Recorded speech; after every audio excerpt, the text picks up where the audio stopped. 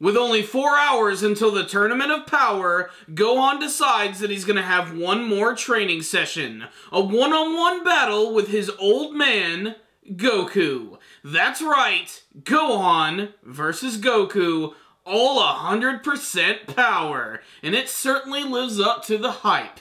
This week's episode was basically an extended fight sequence between Gohan and Goku, with the first half of the episode being team-based, with Gohan and Piccolo teaming up against Goku and Tien. And honestly, I feel a little bad for Tien in this episode. He's dealing with 3 of the most powerful characters in the entire series, and despite the fact that Goku is on his side, he pretty much gets his three-eyed ass handed to him completely in this episode. I was really hoping we'd get to see him do something really awesome, something that might have surprised maybe Gohan and Piccolo, but for the most part, he's just there to get his ass handed to him.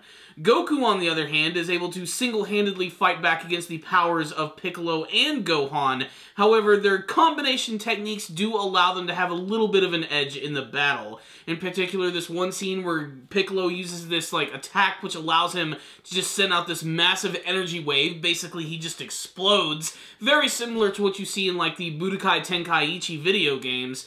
Goku just blocks this, only for Gohan to get right up in his grill and deck him right in the stomach. It's a pretty badass moment. This is followed by Gohan and Goku trading a lot of blows with each other and basically destroying the entire landscape. There are so many craters created in this episode. Want a fun drinking game? Look at every single time Gohan and Goku clash and create a crater. You will be shit-faced by the end of the episode. However, even when things look like they're going to wrap up, Gohan wants to have another match with his dad, this time one-on-one, 100% power. That means Gohan's going ultimate form, and Goku is eventually going to unleash his Super Saiyan God abilities. And for the most part, this battle is satisfying as hell. It's basically the greatest hits of the action series from Dragon Ball and Dragon Ball Z. Just a lot of great choreography, a lot of speed, destruction, ki blasts, just constantly ramming into each other and causing lots of destruction, flurries of ki attacks.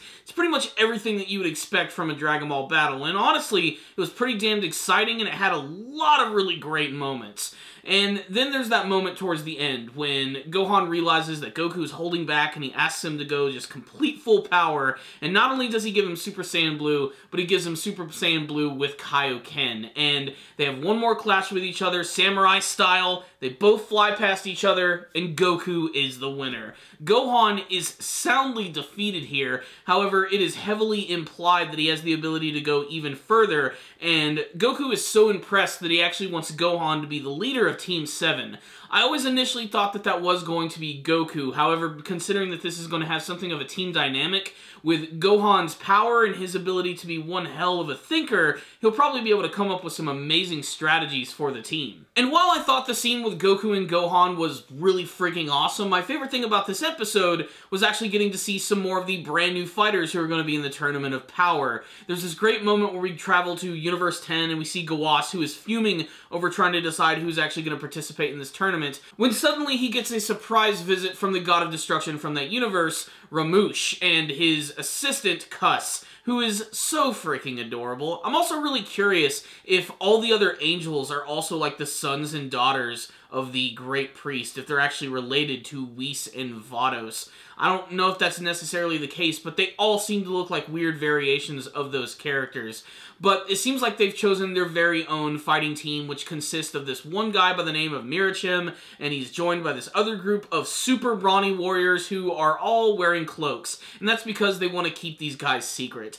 And this brand new character, I don't even really know what to make of him yet. He just seems really goofy. His overall design is kind of like a combination of Krillin and Raccoon from the Ginyu Force, if you were able to put these two together. He's got a really goofy-looking design, and they also have to make sure to take breaks so that they can have their protein shakes. They're very serious about their workouts, and they tend to do them all in unison. They look like they're going to be a really, really fun bunch, and I can't wait to see what sort of surprises they're going to give us. But it was just great to spend more time with the other universes, which is what I really felt I think a lot of these episodes should have focused on just a little bit more. I mean, yeah, it is fun to see these training sequences, but I like expanding on the actual universe and seeing all of these different universes, how they work, and all the different characters from them. So what's the rundown on this week's episode of Dragon Ball Super? This was another pretty solid episode. It certainly delivers on the action. If you wanted to see Gohan and Goku fight each other, it was pretty great. I still think it's a little unbelievable, though, that Gohan has been able to get so powerful that he can actually trade blows with Super Saiyan Blue. I always just felt like the whole point of Super Saiyan Blue is that they were just completely untouchable at this point. And to see almost every single character, like, actually stand a chance against it has been kind of weird, and I think it sort of, like, cheapens the overall effect of Super Saiyan Blue. Then again, one of the biggest angles about this arc is that they're also trying to play up the whole team act, which I do think is going to be a lot more fun when we actually see it in the actual tournament. We don't really get to see too much of it in this episode because Gohan just goes so damn serious the entire time and just wails on Tien, sending him flying through the earth like multiple times. But still, it was a little cool to see those little flashes of brilliance of the characters actually working together and combining a lot of their interesting techniques. Piccolo and Gohan are going to do some really cool things. Me and my friends were watching one of the previous episodes on Friday night, and we were talking about the concept of what, like, some of the combination attacks are going to be, and one of my friends was saying it would be really awesome if for some reason, like, Piccolo decided to fuse with Gohan and transform into, like, Piccolo-Han or Gokulo. I don't know. It would just be really funny, and to see that, like, that many beings combining with one another would be really cool as well. But yeah, just them combining their techniques, I think, are going to be a lot of fun. And I still don't think this whole tournament is going to be as simple as they're making it out to be, just a big ring with a lot of characters on it. I still think there's going to be a lot of twists and turns and a lot of things that we don't really know what to expect from that. And I can't wait to see all of that come to the fruition. All the stuff with Ramush and the Universe 10 characters, that's just pure teasing and hype building, but I really do like it. And I do like that they did take the time to expand on Universe 10 when they were introduced in the Future Trunks arc. Because it just, again, like I said, when you get to know these universes and see what they're like, it just makes the world seem so much larger and grander. And that's really, I think, the best thing about Dragon Ball, is how it started off so small, and yet it just keeps on going further and further and further. And that's kind of the theme of this episode as well, with Gohan and Goku fighting against each other, and Goku making the declaration that both he and his son are going to reach heights that they themselves didn't even know were possible. I also love Gohan's declaration saying that he's going to try and attain his very own special form, which is more powerful than anything. The fact that he's saying that, he's going toe-to-toe with his father, and that he's going to be the leader of the team, leads me to believe that Gohan might make some sort of, like, big leap in Dragon Ball Super. We might finally get to see him return to be, like, the next big hero of the series. I believe that was always his original intention in Dragon Ball Z, or at least that was the creator's intention, but everybody just wants to see Goku be the hero because he's the main character. But this is Dragon Ball Super's chance to sort of rectify some of those wrongs in the past, and they can definitely do it with this brand new arc. So, this was an exciting episode. Nothing too groundbreaking in terms of the action, but it was still entertaining as all hell and looked really awesome when it was doing it. And if anything, it was just cool to finally see Gohan kind of get his groove back and actually fight against his father, which is something you don't even really see that often, and this one really satiated your need for kick-ass action. It's just a good one right here.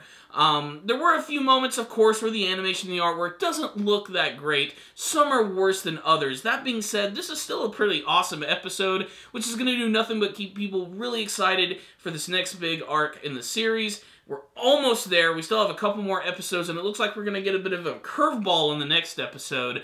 People who have been looking at the spoilers know what I'm talking about, and if you want to get a little preview to that, just check out the preview for the next episode. As for this one right here, I'm going to give it a 4 out of 5. A pretty damn good episode, which you should check out if you're a fan of the series. If any of you did watch this week's episode of Dragon Ball Super, make sure to tell me what you thought about it in the comment section below. What did you think of the battle between Gohan and Goku? Do you think that Goku had to power up that much to actually fight his son, or was he just sort of reacting to Gohan wanting to see his most powerful form?